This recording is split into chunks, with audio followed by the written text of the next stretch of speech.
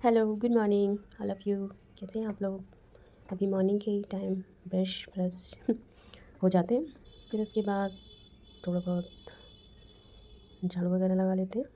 फिर मैं सुबह में और शाम में कोई एक टाइम योगा करती हूँ, क्योंकि मेडिटेशन योगा से बहुत माइंड फ्रेश रहता है। आप नेगेटिविटी से दूर रहेंगे, आपके अंदर पॉजिटिविटी आएगी, कि इसलिए योगा बहुत ज़रूरी है। फिर चाय वगैरह पी के फिर मैं जो भी टाइम मिलता है सुबह में, उसमें मैं पढ़ने बैठ जाती हूँ। डिनर डिनर सॉरी लंच के टाइम से पहले मैं अपना रिवीजन करती हूँ। जो भी मैंने एक दिन पहले पढ़ा है उससे रिलेटेड वो रिवीजन बहुत ज़रूरी भी होता है, क्योंकि मैं खुद की आदत बता रही हूँ कि मैं चीज़ें पढ़ लिया करती थी। और बुक्स लेने की आदत मेरी बहुत ख़राब थी पहले, कि मैं बुक्स ले लूँ, पढ़ती हूँ उसको, लेकिन मैं रिवीजन नहीं करती थी। तो मुझे रियलाइज़ हुआ कि रिवीजन बहुत मस्ट है, क्योंकि ये चीज़ें अगर बार बार आप पढ़ते हैं तो वो माइंड में बिल्कुल सेट हो जाएंगी। अगर आपने एक बार पढ़ लिया, फिर आप दोबारा उसको नहीं पढ़ेंगे तो फिर वो आप भूल जाएंगे, क्योंकि हमने जो आज पढ़ा है वो हमारा प्रेजेंट है।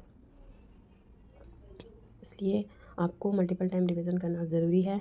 जो आपने कल पढ़ा उसको आज रिवाइज कर लीजिए, और फिर जो आपने हफ्ते भर पढ़ा उसको आप वीकली में एक बार पूरा रिवाइज करिए।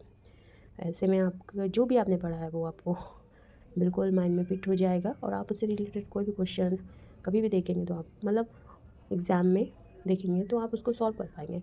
लेकिन अगर आपने उसको रिवाइज़ नहीं किया है तो आपको ऐसा लगेगा कि मैंने ये चीज़ें पढ़ रखी है, ये मैंने चीज़ें मेरी नज़र के सामने से गुजरी है, लेकिन आप उसको रिलेट नहीं कर पाएंगे, मतलब सही आंसर तक नहीं पहुंच पाएंगे।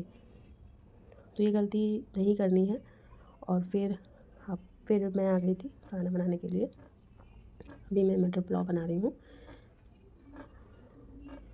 और आपने देखा होगा कि छोटे बच्चे जब ABCD पढ़ते हैं, अल्फ़ाबेट आप सभी को याद होगा अल्फ़ाबेट।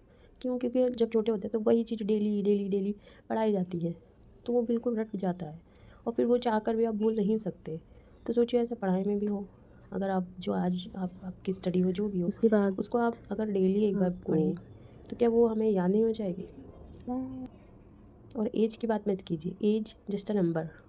आपके अंदर अगर जज्बा है, आपके अंदर ललक है चीज़ें हासिल करने की, मेहनत करने की, मंजिल अपनी सफलता पाने की, तो age age just a number, मेरे कहने का मतलब है। क्योंकि मैंने कई एग्जांपल देखे हैं, लोगों ने कितने कितने सालों बाद अचीवमेंट हासिल की है।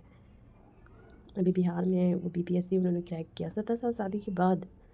वो बहुत इंस्पायर लेडी हैं सब वुमेन के लिए जो मैरिड हैं। और मतलब उन्होंने हार नहीं मानी। तो वैसा जज्बे को सलाम मैं करती हूँ, सल्यूट है उनको। और एक लाइन के साथ मैं अपनी बात ख़त्म करना चाहती हूँ, कि रख हौसला वो मंज़र भी आएगा, प्यासे के पास चल के समंदर भी आएगा। थक कर ना बैठे मंजिल के मुसाफिर, मंजिल भी मिलेगी और मिलने का मज़ा भी आएगा। मंजिल जो एस्पिरेंट की मंजिल होती है, उसने जो भी सपना देखा हो उसको वो अचीव कर पाएगा, अगर वो निरंतर प्रयास करता रहे और आगे बढ़ता रहे। अभी मैं टीचिंग एस्पिरेंट हूँ, और जैसे कि UP PRT में अभी वैकेंसी नहीं आ रही है, सभी स्टूडेंट्स परेशान हैं। देखिए कब वैकेंसी आती है, गवर्नमेंट का तो कुछ नहीं कहा जा सकता है, लेकिन आप पढ़ते रहिए, जब भी आएगी वैकेंसी देखा जाएगा। बट हमारी तैयारी फुल होनी चाहिए, तभी हम कहीं एग्ज़ाम दे पाएंगे और सक्सेस मिल पाएगी। Okay bye, thank you, please like and subscribe.